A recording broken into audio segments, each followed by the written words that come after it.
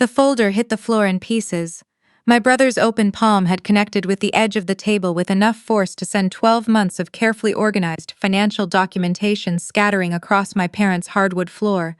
Annual reports, bank statements, audit summaries printed on crisp white paper, now fanning out into the serving dishes and across the freshly polished wood like a deck of cards dropped by a furious child.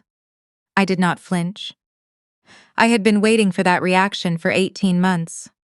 Christmas Eve dinner in my parents' Westport house had started the way it always started. My mother's standing rib roast, the good crystal out on the table, my father at the head of it pretending the four of us were a normal family. I had arrived at 6 with a bottle of Bordeaux and a manila folder I had no intention of hiding. I had driven 2 hours from Boston for this dinner. I had not driven 2 hours to eat pot roast and pretend I did not know what I knew. My sister-in-law was the first one to sense something was off.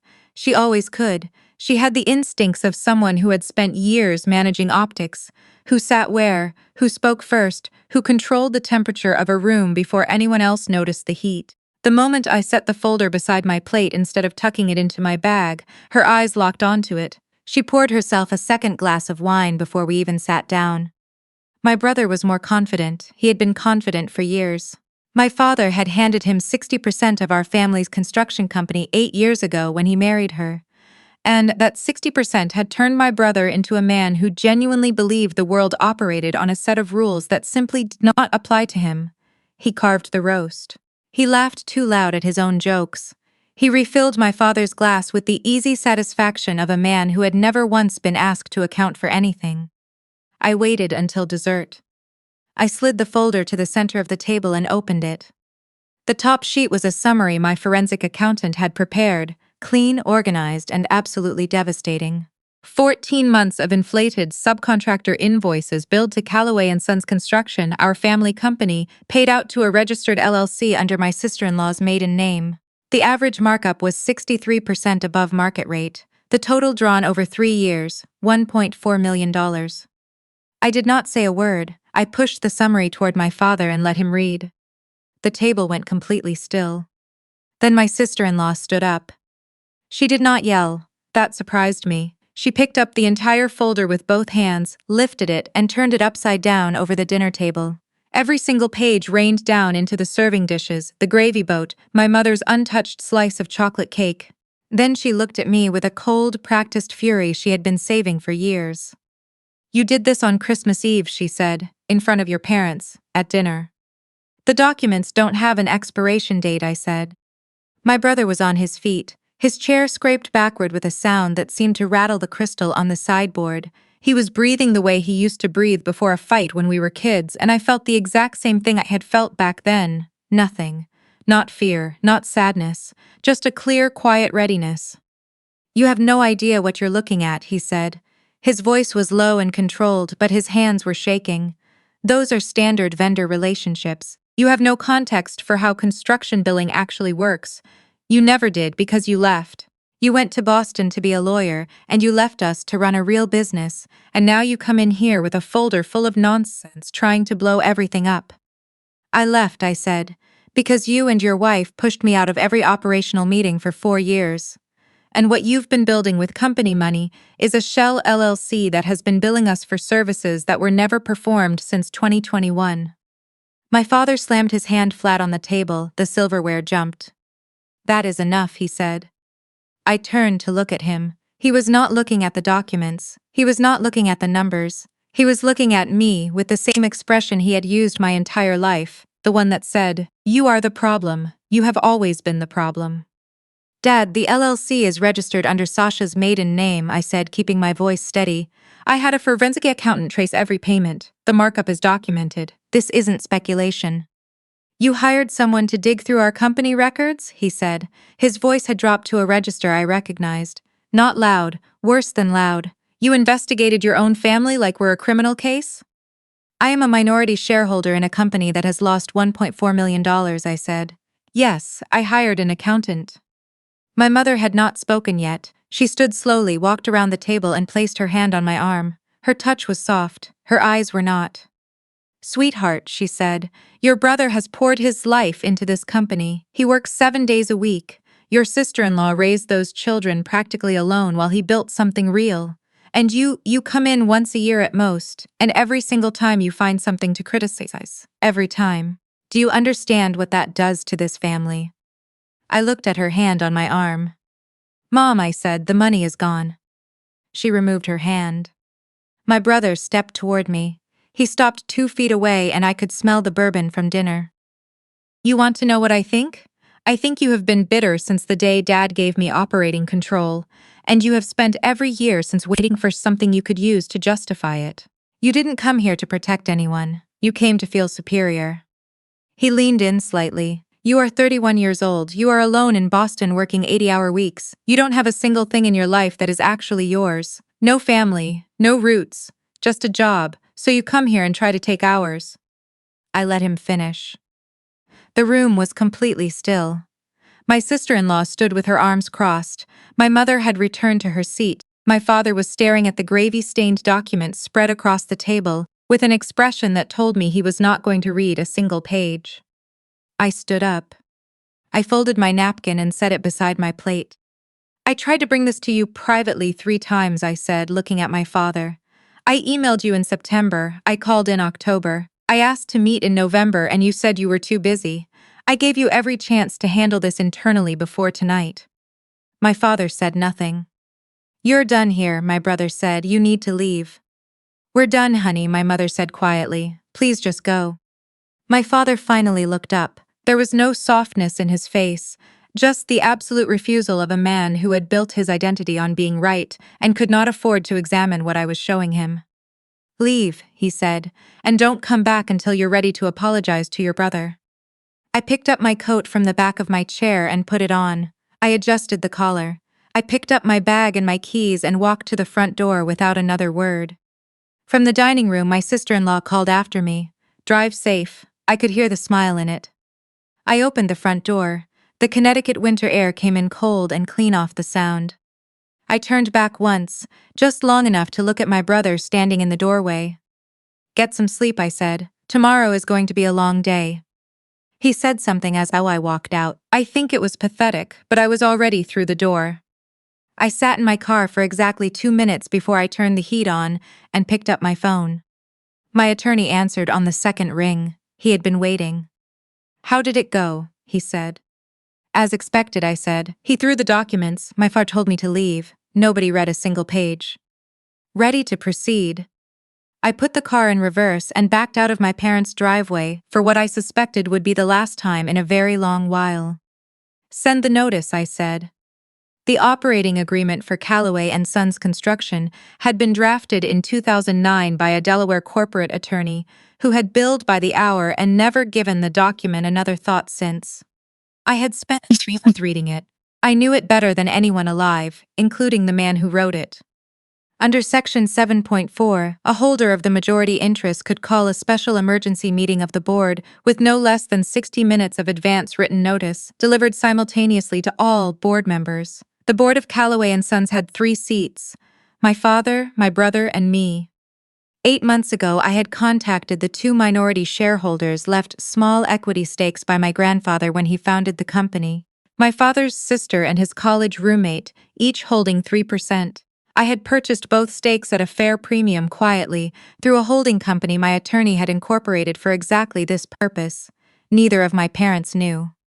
My brother's 60% felt very secure right up until the moment it didn't. My original 40%, combined with the 6 I had acquired from the minority holders, gave me 46. Not enough. I had needed more. My father, in a move I believed he had long since forgotten, had transferred 4% of his own shares to my mother 8 years ago for estate planning purposes. My mother had never attended a single board meeting in her life. She had no idea what those shares represented.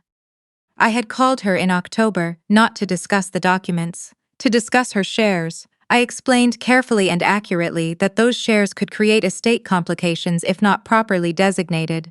I offered to purchase them at a meaningful premium and donate the entire proceeds to the literacy nonprofit she had volunteered with for 15 years. She agreed without consulting my father.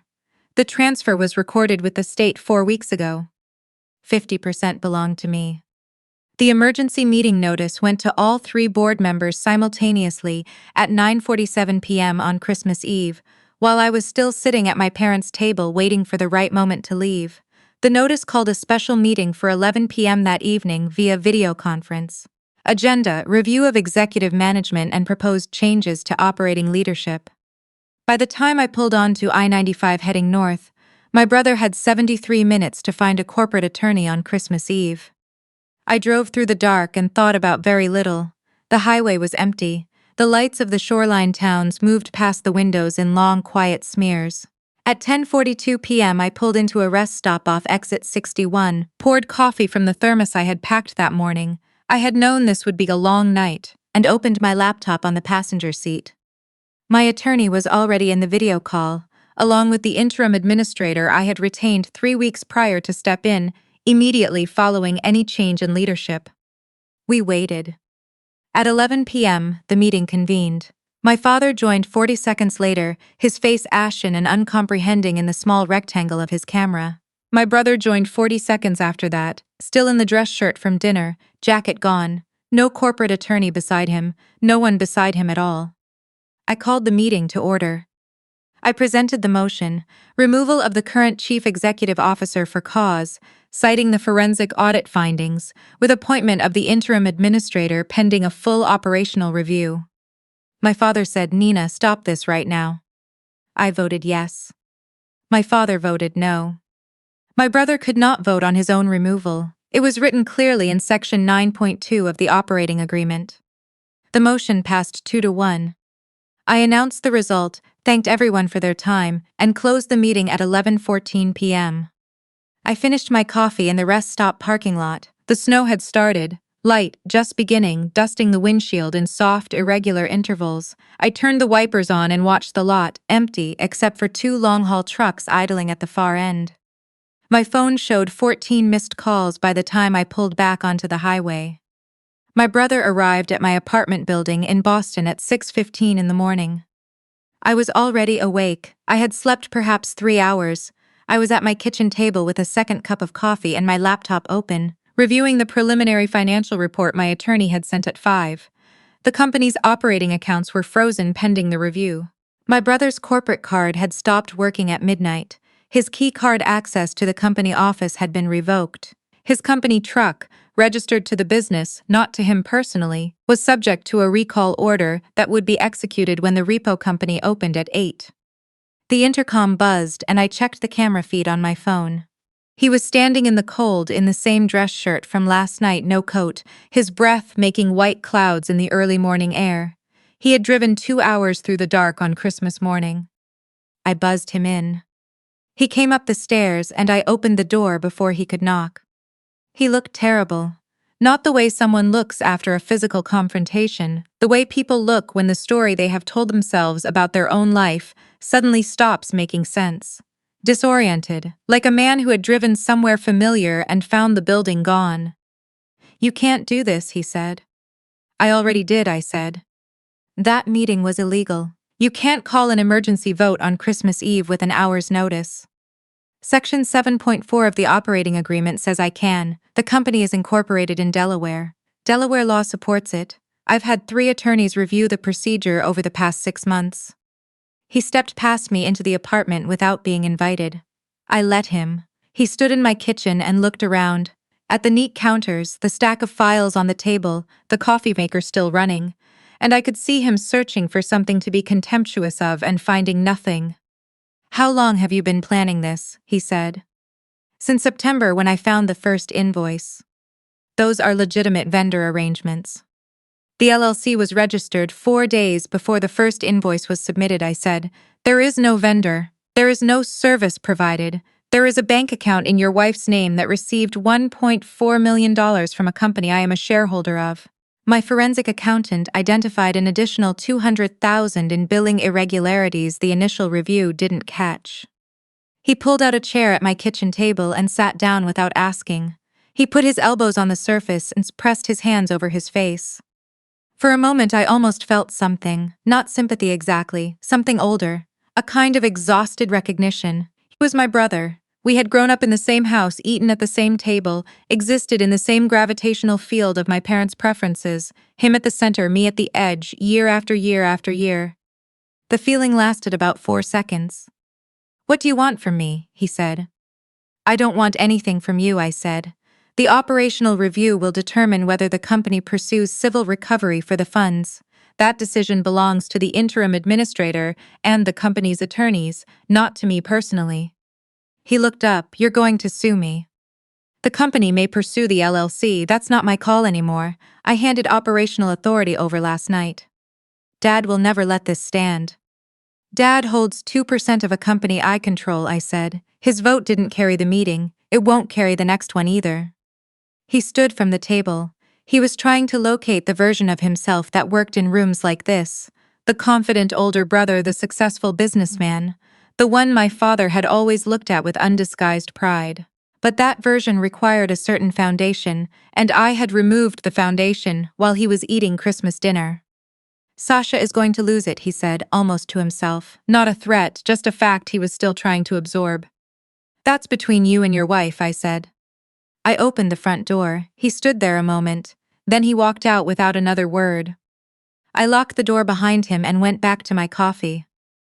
2 months later, the construction company posted its best quarter in 6 years. The interim administrator had renegotiated 3 major contracts within the first 3 weeks, terminated the Shell LLC arrangement on day 1, and identified the additional billing irregularities the initial audit had missed. The company's bonding capacity improved. 2 clients who had quietly shifted their business to competitors came back. The crew leads, who had been grinding through understaffed job sites for 2 years while overhead ballooned, got their first across-the-board raise since 2020. I had returned fully to my actual work. Corporate M&A, the practice I had spent a decade building in Boston, and I mostly stopped thinking about Connecticut. My father called 4 times in January. I let each one go to voicemail. The messages moved from furious to confused to something that almost approached remorse, though he never managed to say the word wrong. He said things like, "I think we all handled this badly, and I hope we can find a way forward." I listened to each message once and did not call back. My mother texted me in February. My brother and sister-in-law had separated. My sister-in-law had taken the children to stay with her mother in Arizona. My brother had moved into a 1-bedroom in Fairfield and taken a project manager position at a competing firm, hourly. No benefits package. He had sold the truck. She ended the message with, "I know you did what you felt you had to. I don't fully understand it, but I miss you." I sat with that for a long time. Not because I was undecided, because I was waiting to feel something sharp and clarifying, the hot satisfaction of being vindicated, or the old familiar guilt of being the difficult one, or the anger that had quietly powered so many years of showing up and trying anyway. I waited. None of it came.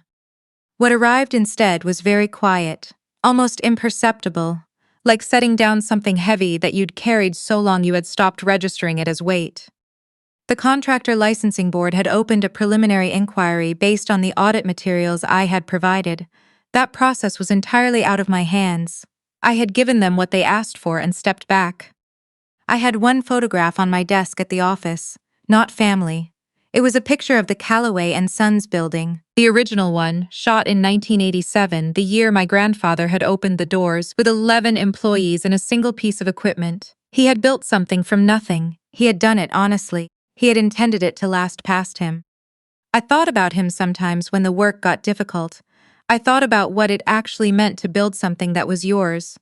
Not inherited, not borrowed, not propped up by other people's patience and other people's money. Something you had made with the specific skills that you had spent years developing in rooms where no one was cheering for you. That was the only kind of thing I trusted anymore. My phone sat quiet on the corner of my desk. I did not need it to ring. I had spent most of my life standing at a particular door, knocking with what I thought was appropriate persistence, waiting for someone on the other side to finally decide I was worth opening it for. They hadn't, so I had stopped knocking and built my own door entirely. The work in front of me was real. The company in Connecticut was real. The life I had constructed, quietly and without anyone's permission, was real in the only way that had ever mattered to me. It was mine, all the way down, with no part of it dependent on whether my family finally chose to see me clearly. I picked up my pen and went back to work.